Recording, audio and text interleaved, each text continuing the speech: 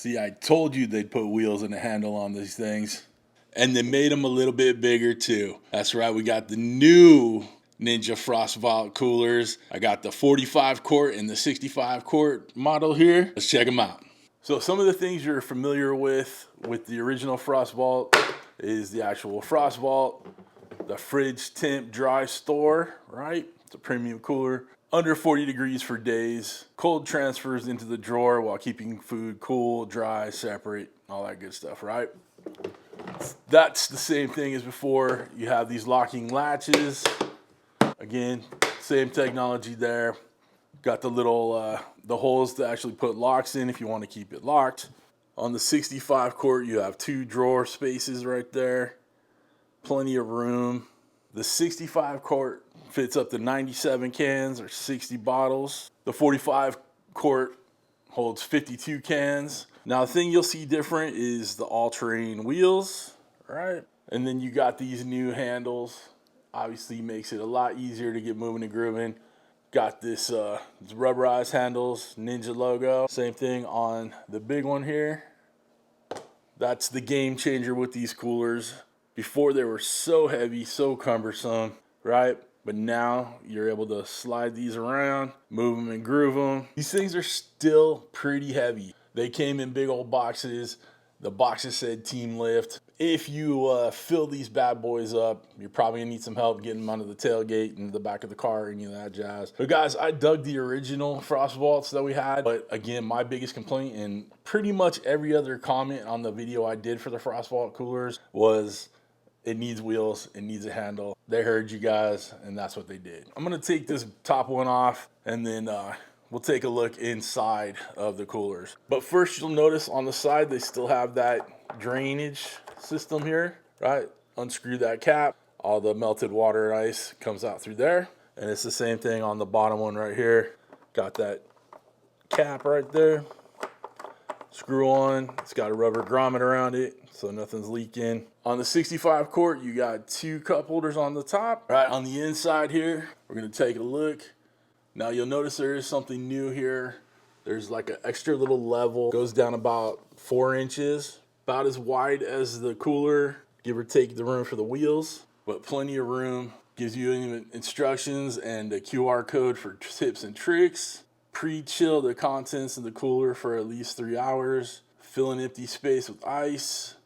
Keep the lid and drawer closed. Keep the cooler shaded and covered. 2-to-1 ice to contents ratio. Make it happen. And again, here's the front. Then we got the 45 quart on the floor here. Same little cutout spot right there. Same, goes about 4 inches deep. Got the rubberized seal around the top to keep everything nice and cold. Huge Ninja logo. Beautiful, beautiful. On the 65 quart, it's a little more than 33 inches wide. From the ground up, it's 19 inches tall and about 16 inches, depth-wise. On the inside, from the bottom of that little reservoir right there, it's about 14 inches. You go up about the reservoir, it's about 10 inches. And you got about 12 inches of depth inside. Weight-wise, I can lift it up. It's empty though. If this 65 quart cooler was filled with, everything you need for a picnic and a party, you probably need a little bit of help. I'll try to find on the screen right now how much these actually weigh, but you put some stuff in this, you're gonna need some help. Now let's check out the 45 quart one. And again, I'll put the weight of these, putting stuff in there. I'll put it up on the screen. Lengthwise, a little more than 25 inches. Depth, 17 inches. Height, 19 inches. Let's check out the inside. You got an inside depth of about 12 inches. Same thing on the inside, 14 inches in that little, divot, the little cutout in there. And then it goes to 10 inches, in the regular space. Each one of these comes with a little booklet hanging off of it. The booklet here is, just give you the guidelines of everything. Pretty simple little booklet. Get to know your cooler, the lockable lid, thick installation, sturdy handle, dry zone, drain plug, all-terrain wheels. So you can pull this around in the desert, pull it over grass at a picnic, the whole bit. So you're good to go here. Dry, cold, safe, easy. Shows you what the dry zone standard wire basket of, you know, like a Yeti or whatever. Get the most out of your FrostVault zone. You gotta pre-chill your cooler, fill it up, put the ice in there. Do not add ice to the drawers. That's the dry zone, so you don't want to put there. Keep the drawer closed when not in use. Limited operating closing, you know. You don't want to keep letting the cold air out, right?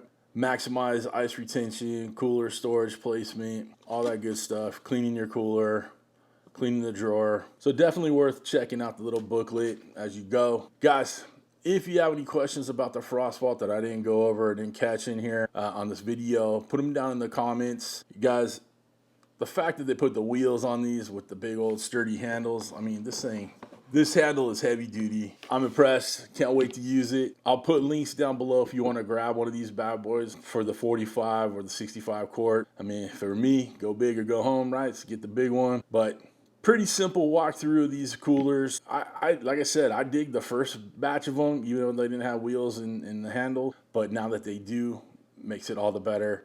So definitely these are going to be put to use. But guys, that's about it.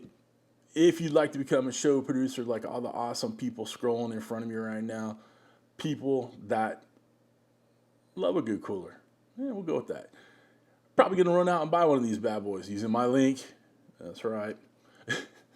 There are two ways to join up. Either you hit that Patreon link in my video description, honestly, which I'm posting to every day. My weight loss journey that we're going through right now, I'm putting on there every day something, just, you know, whether I worked out, you know, quote, whatever, just kind of keeping you guys posted what's going on. Also, you can hit up my Instagram, my Facebook, all that stuff, see what's going on the daily. The second way to become a show producer, hit that join button right next to the subscribe button, which you should already hit by now. But other than that, guys, we're done. Listen, I hope you have a wonderful, wonderful week. Thanks for stopping by, and thanks for checking out my coolers. Cheers, y'all.